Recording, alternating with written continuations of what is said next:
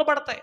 అందుకే వాడు ఏం చేస్తున్నాడంటే సంఘాన్ని కలవనివ్వట్లా, సంఘాన్ని రానివ్వట్లా, సంఘాన్ని ప్రార్థన చేయనివ్వట్లా, సంఘంగా ఒక చోట కూడనివ్వట్లా. వాడు ఎన్నో సూత్రాలు కల్పించి, ఎన్నో మాయోపాయములు కల్పించి మందిరములోకి రాకుండా సంఘాన్ని, దేవుని పిల్లరా, విచ్ఛిన్నం చేసి కుటుంబాలను పాడు చేస్తున్నాడు. ఈనాడు ప్రభు అంటున్నారు, నీ కుటుంబాన్ని కట్టాలంటే ఆత్మను సంపాదించు, నీ ఇల్లు కట్టబడాలంటే దేవుని ఆత్మను సంపాదించు.